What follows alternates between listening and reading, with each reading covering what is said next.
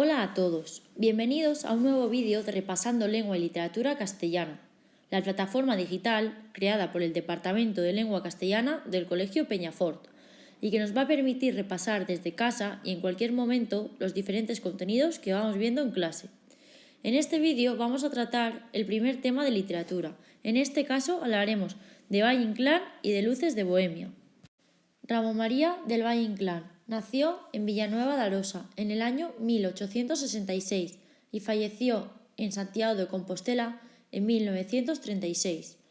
A lo largo de sus 70 años desempeñó muchos papeles: novelista, autor dramático, poeta, periodista, corresponsal de guerra, ensayista y autor de relatos cortos. Tuvo claro muy pronto cuál era su camino, la literatura, tan claro que abandonó sus estudios de Derecho para dedicarse a esta de lleno. Se dice de su estilo que es provocativo y extravagante, y que sufrió una evolución bastante significativa, que fue desde el modernismo más exuberante hasta sus esperpénticas composiciones, sin olvidar entre ambas un maduro expresionismo. Su visión de la realidad política social también evoluciona de un carlismo idealizado a postulados más progresistas próximas a la generación del 98. La primera pregunta que vamos a estudiar es la evolución general de la obra de Valle Inclán del modernismo al esperpento. La obra de Valle Inclán evoluciona desde el modernismo hasta una literatura crítica basada en la distorsión de la realidad. Según Lázaro Carreter, la obra de este autor puede dividirse en tres etapas. La primera etapa sería la modernista, hasta el año 1907. Supone una renovación de la visión de la vida y el arte. Se basa en criticar lo burgués en el contenido y recuperar la belleza en la forma y el lenguaje. Este movimiento tendrá una derivación, la generación del 98, cuyos autores se preocuparán por la realidad política española.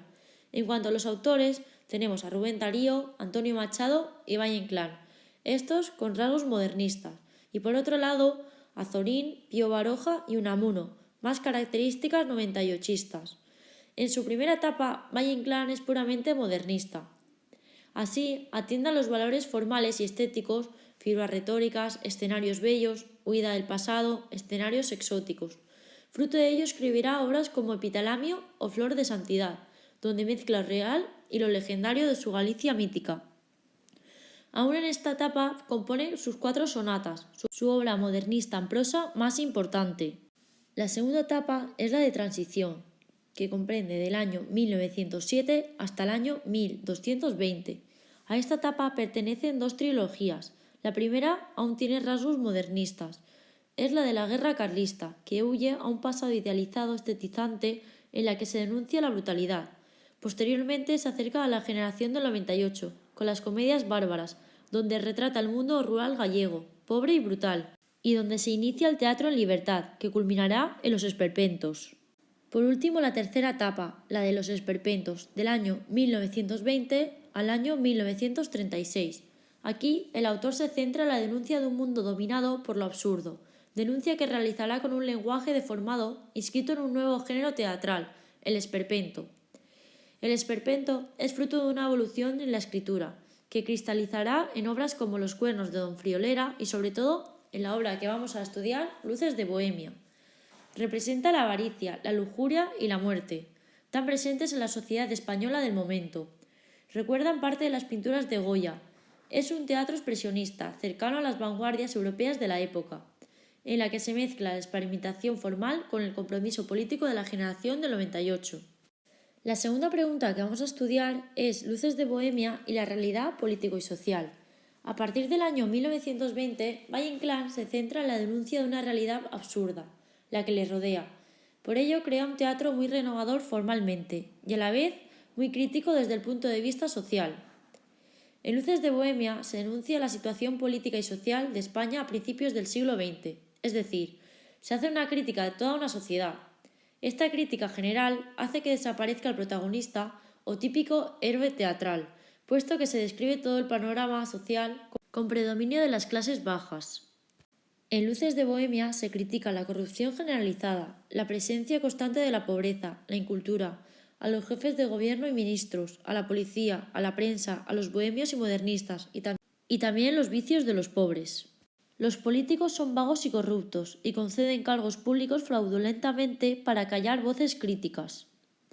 Por otro lado, se representa una sociedad llena de violencia, entre empresarios y obreros, el asesinato del preso por la policía, la muerte del niño en brazos de su madre.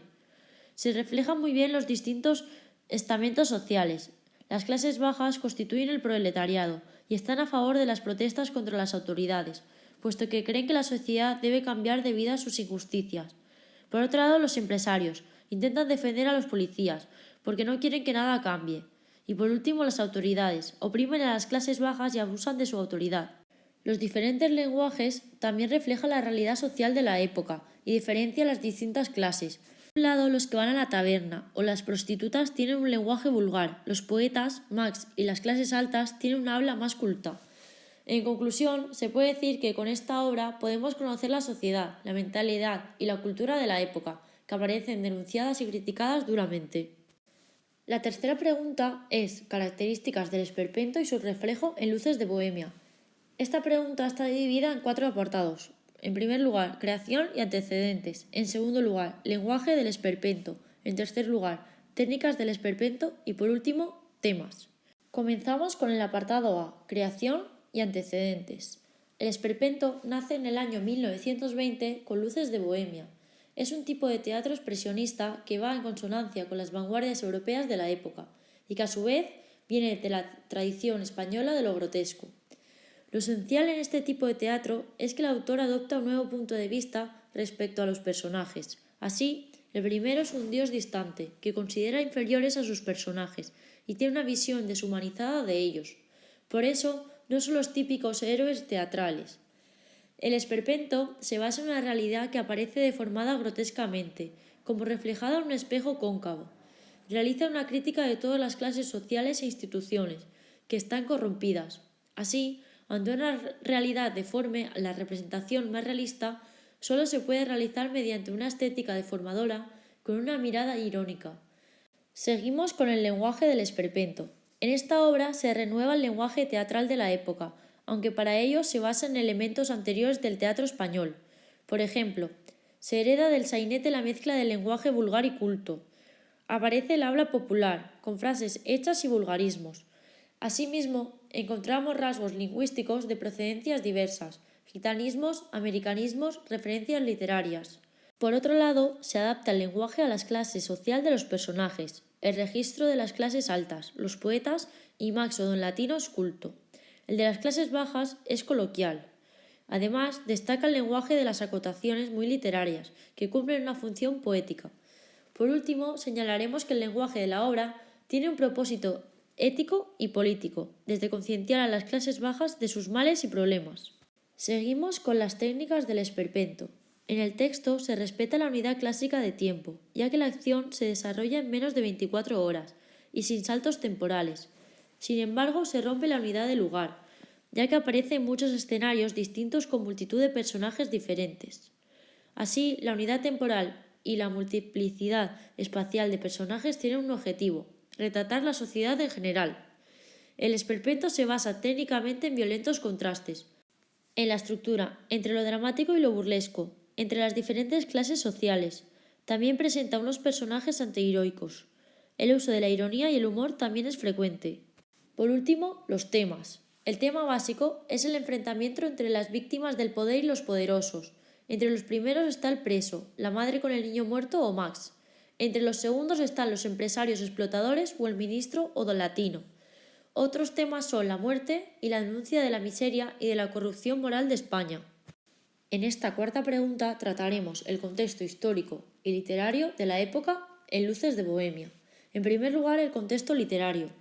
Luces de Bohemia se relaciona con la crisis política, ideológica y literaria de finales del siglo XIX y principios del siglo XX.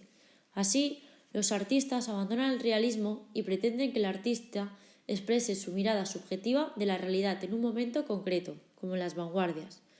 En este contexto surge el modernismo. Se basa en una postura antiburguesa que defiende no la representación exacta de la realidad, sino la creación de obras con belleza. Valle-Inclán es inicialmente modernista, pero posteriormente evoluciona a la crítica social de la generación del 98, si bien con matices modernistas y propios originales, como el esperpento. Ahora hablaremos del teatro de principios del siglo XX. En el primer tercio del siglo XX cabe distinguir en España el teatro con éxito y el que no triunfa. En el primer caso encontramos la comedia burguesa, que presenta los pequeños vicios de la burguesía, sin llegar a herir a los espectadores burgueses.